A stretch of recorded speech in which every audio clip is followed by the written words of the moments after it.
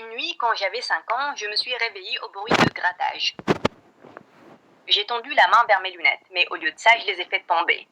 C'est là que j'ai vu quelqu'un monter à travers ma fenêtre. J'ai crié. Ferme-la, Jess, c'est moi. Oh Dieu merci, c'était juste ma sœur, Betty. Pourquoi tu te faufiles à travers ma fenêtre? Parce que la mienne est coincée. J'étais sortie pour marcher. Betty m'a aidé à trouver mes lunettes et je les ai mises. J'ai pu voir qu'elle était habillée pour une fête. Elle a mis une barre de chocolat dans ma main. Tu n'as rien vu, ok? Oui, oui, je connais la chanson. Je suis aveugle de toute façon.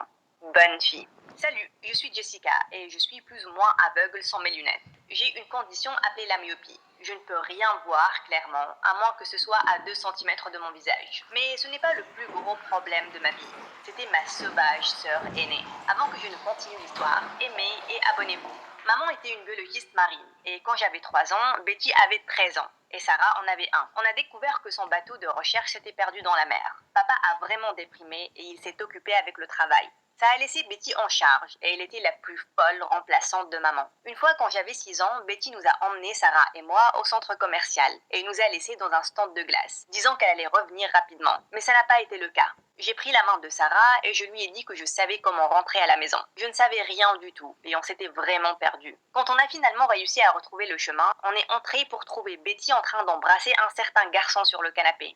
D'où est-ce que vous venez comme ça? Je pensais que vous étiez dans votre chambre.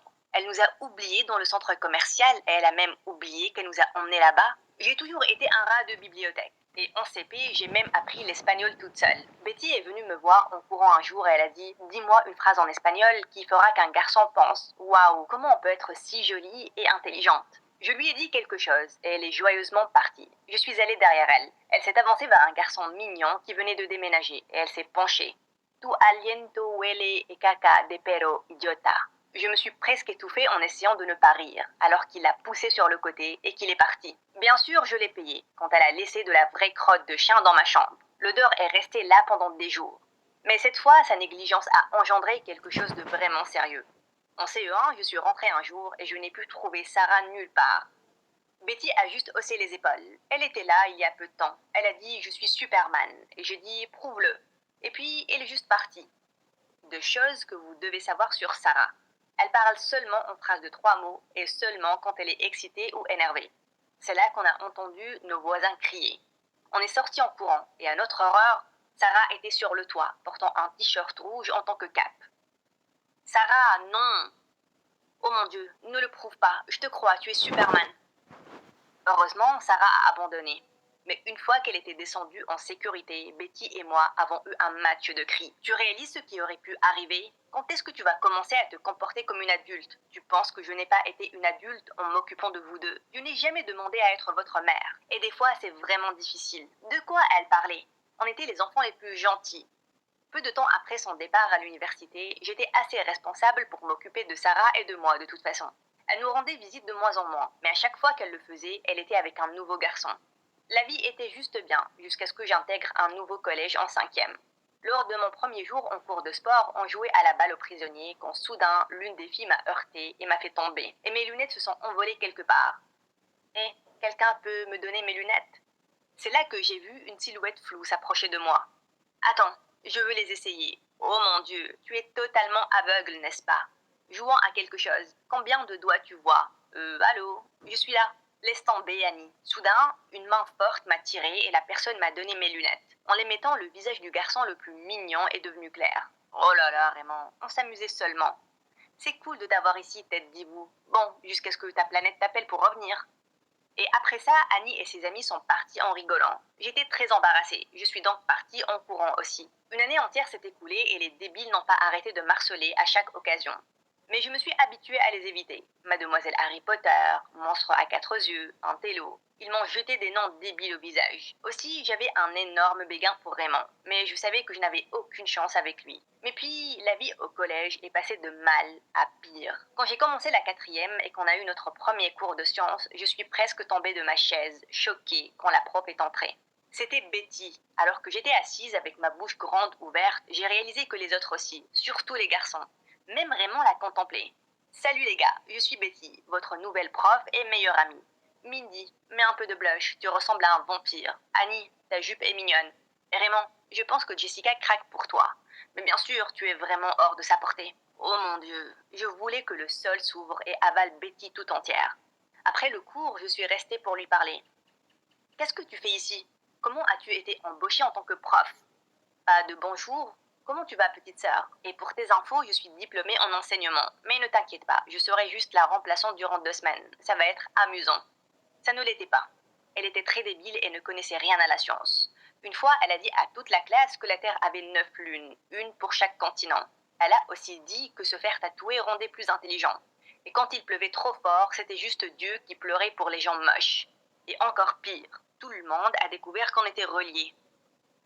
Un jour dans la cafette, Annie s'est avancée vers ma table. Cette Betty débile est ta sœur? Quelle famille! Visiblement, elle a eu toute la beauté, et toi, toute l'intelligence. Je me suis levée et j'ai calmement dit. Visiblement, tu es un peu jalouse, Annie. Je veux dire, oui, elle est vraiment jolie. J'étais sur le point de partir quand elle m'a jeté un verre de jus au visage. J'ai couru aux toilettes pour nettoyer mes lunettes et j'ai trouvé Betty là-bas. Pourquoi tu es couverte de jus? Cette Annie te harcèle? Je vais m'occuper d'elle. Non, tu ne vas pas le faire. Tu vas juste empirer les choses. Reste en dehors de ça, Betty. Tu n'es pas ma mère. Elle s'est tournée vers moi avec les bras croisés. Bien, mais laisse-moi te dire, la seule manière de gérer un tyran, c'est de se battre avec la manière qu'il comprend. Elle ne t'harcèle qu'à cause de tes propres insécurités. Ne sois pas son sac de boxe. C'est facile à dire pour toi. Tu n'as probablement jamais été harcelé. Oh que si, je l'ai été. Et tu penses que je ne sais pas toutes les choses que les gens disent encore sur moi? Je n'en ai rien à faire, Jess. Je m'aime comme je suis. Et après ça, elle est partie.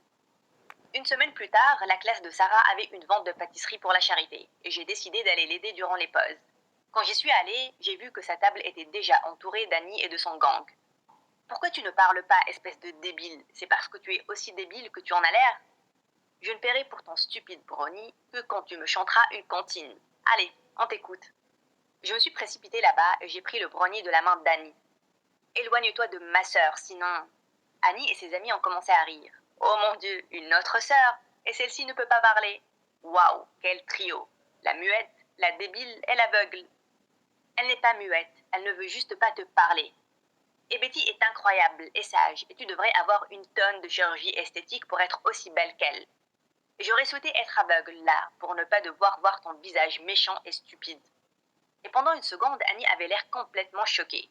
Puis elle s'est avancée vers moi et elle a dit « Attends, on peut arranger ça ». Elle a pris mes lunettes et les a cassées en deux. Je me suis directement jetée sur son corps flou. Alors qu'on se bagarrait par terre, on a heurté la table de Sarah et elle est tombée. Et on a assez. Dès qu'on a entendu la voix de la principale, on s'est toutes les deux poussées. La principale était sur le point de nous emmener à son bureau pour être suspendue. Quand soudain j'ai entendu Raymond dire « Madame, on a tous vu ce qui s'est passé, et il n'y a qu'Annie et son groupe qui sont fautifs ici. » Quand tout le monde s'est joint pour dire la même chose, la principale m'a laissé partir. Elle a emmené les autres. Je ne pouvais toujours rien voir, mais je pouvais sentir la furie d'Annie. Raymond a scotché mes lunettes pour moi, et oh mon Dieu, mon cœur battait la chamade. Alors qu'on aidait Sarah à remettre sa table en place, Raymond a dit qu'il avait une idée, et il est parti en courant. Quelques minutes après, on l'a vu revenir avec toute l'équipe de foot, et il a dit « Les garçons, à l'attaque !» En quelques secondes, les athlètes ont fini tous les brownies, et Sarah a récolté un bon montant d'argent. Et avec une impulsion soudaine de confiance, je me suis tournée vers Raymond et je lui ai demandé de sortir avec moi. Il a dit oui. Plus tard, la même après-midi, alors que Betty sortait du collège, j'ai couru derrière elle. Je lui ai fait un énorme câlin. Merci, tu avais raison, et j'ai tenu tête à Annie, et c'était incroyable. Elle m'a enlacée en retour et elle m'a souri. Waouh, allons acheter de nouvelles lunettes. Puis on rentrera à la maison, et vous pourrez tout me raconter. Vous pensez peut-être qu'on a eu assez d'excitation pour une journée, mais il y avait un choc qui nous attendait à la maison. Quand on est entré dans le salon, une femme avec des lunettes épaisses était assise sur le canapé. Je n'avais aucune idée qui elle était, mais Betty a halté et elle est devenue aussi blanche qu'un fantôme. Maman? Quoi? Maman n'est pas morte? La femme a bondi du canapé et elle a commencé à pleurer quand elle nous a vus. Oh mes bébés, vous êtes tellement grandes maintenant. Et attendez, votre père a dit que j'étais morte? Il a dit que ton bateau s'était perdu en mer et qu'on t'a jamais retrouvé. Où étais-tu alors? Soudain, la femme, maman, est devenue rouge. Je pense que vous devez vous asseoir, les filles. On s'est toutes assises en silence et choquées. Maman a dit, je suppose que votre père a essayé de vous protéger en ne vous disant pas la vérité. Vous voyez, je suis partie parce que je suis tombée amoureuse de quelqu'un d'autre. Il est décédé l'année dernière et je... Mais Betty a bondi du canapé avant qu'elle ne puisse finir. Tu quoi? Tu nous as juste abandonnés et tu m'as laissé être une mère à 13 ans? Comment pouvais-tu être si égoïste? Je jure que j'ai pensé à vous chaque jour.